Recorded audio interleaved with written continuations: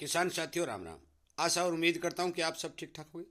साथियों, आज हम चर्चा करने जा रहे हैं मूंग, मोठ और चना के भाव पर।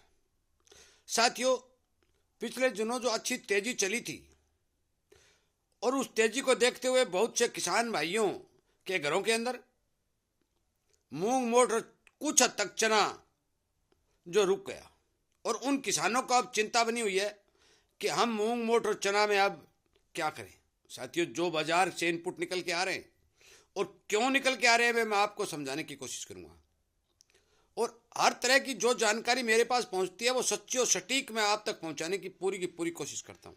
इसलिए आप सभी किसान साथियों से मेरा ये निवेदन है कि आप किसी तरह का धोखा न खाएं, मार में न आए। आप इस चैनल को सब्सक्राइब करके सामने वाली घंटे का बटन दबा लें, ताकि जो सच्चाई बाजार के अंदर है वो सच्चाई आपके सामने ठीक की ठीक प्रस्तुत हो सके, आपको सुनने को मिल सके। साथियों, हम सबसे पहले बात करते हैं मूंग मोठ की। आप सभी को पता है कि पिछले दिनों जब मूंग मोठ की बिजाई चल रही थी, उस टाइम मूंग और मोठ के भाव आसमान छूने पर चाल पड़े थे, क्योंकि भाव किसान को ठीक ठाक मिल रहे थे। सरकार ने अपना रुख बदला और बाहर से विदेशों से दाल के आयात को हरी झंडी दे दी, और सरकार ने यह बात नहीं सोची कि हमें कितनी दाल मंगवानी है। जिन जिन मुनाफाखोरों ने, जिन जिन कंपनियों ने सरकार को जो संदेश दिए कि हमें इतना क्विंटल चाहिएगी, उतने ही मैट्रिक टन दाल का बाहर से आयात कर लिया गया। सरकार ने यह नहीं सोची कि जब किसान के खेत की फसल बाजार में आएगी तब अपने देश के अंदर कितना माल आ सकता है और हम कितना माल बाहर से मंगवा सकते हैं। परंतु बिना सोचे समझे देश के अंदर दालों का आयात किया गया। दालों का आयात तो किया गया ही किया गया, उसके बाद भगवान ने भी किसानों की अच्छी सुनी और मूंग और मोठ की बम्पर पैदावार दी। और मैंने आपको यह बताया भी था, 75 हजार बोरी मूंग मोठ की बाजार के अंदर आ रही है। इतना भारी भरकम स्टॉक जमा हो जाएगा कि इसकी तेजी पर ब्रेक लग जाएगा। साथियों, सेम वही कहानी हुई है।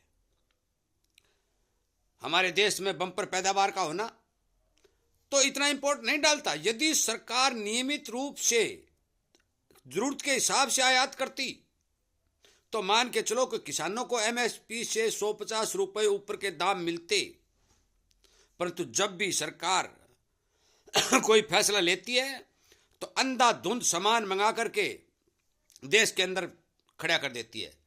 जो आपने देखा भी होगा, पिछले दिनों जो पिछले साल 2 साल तक सरसों के भाव 5000 और 5200 से बढ़े नहीं। क्यों नहीं बढ़े? कि सरकार ने इतना खाद्य तेल मंगाकर अपने देश में स्टॉक कर दिया कि सरसों की भाव को एक कदम भी नहीं चलने दिया। साथियों, वही हालत मूंग और मोठ की है।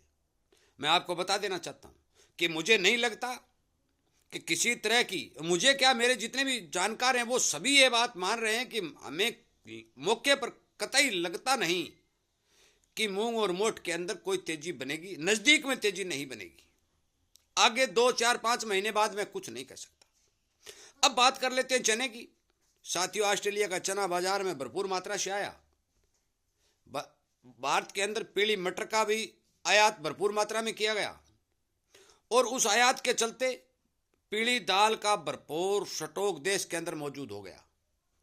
और इस स्टॉक के चलते आप मानते हो कि जिस चीज की भरमार देश के अंदर हो जाती है तो फिर क्या होता है कि उसकी डिमांड घट जाती है, और डिमांड घट जाती है तो भाव घट जाते हैं। साथियों, मैं आप सभी को यह बात बता देना चाहता हूं कि चने का भाव आने वाली फसल के ऊपर निर्भर करेगा। यदि फसल कमजोर निकलती है तो चने के भाव किसान को मिल सकते हैं, परंतु यदि मूंग और मोठ की तरह बम्पर पैदावार चने की निकल जाती है, क्योंकि अब की बार चने की बिजाई ज्यादा है और सरसों की कम है, सबको पता है। इसलिए कृपया करके मेरी बात पर ध्यान दें और अपने विचार से काम करें, और बाजार के अंदर जो ही थोड़ा भाव ठीक ठाक दिखाई दे, मेरा मानना है कि अपना माल निकाल दें, या फिर लंबे समय तक अपने माल को होल्ड करके रखें। तो सुनेरियो सारा का सारा सामने आ जाएगा।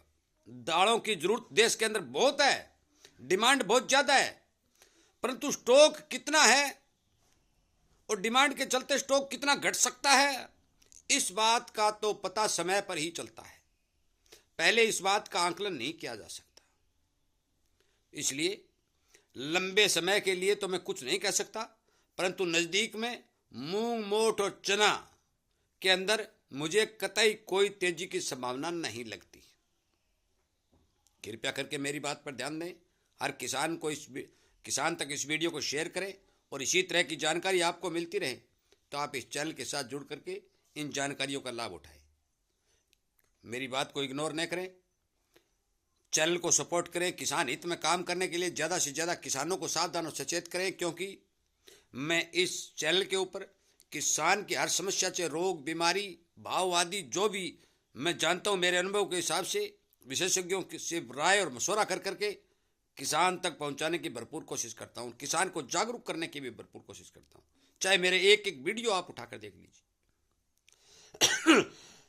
साथियों, वीडियो सुनने के लिए, संगठन की सदस्यता को बढ़ाने के लिए, लाइक और शेयर करने के लिए मैं इस वीडियो को विराम देता हूं और इसके साथ आपका धन्यवाद करते हुए ये विचार करने पर आपको संदेश देता हूं कि आप इस बारे जरूर ध्यान दें कि बाजार में अब मौके पर क्या होने वाला है। आपका बहुत बहुत धन्यवाद।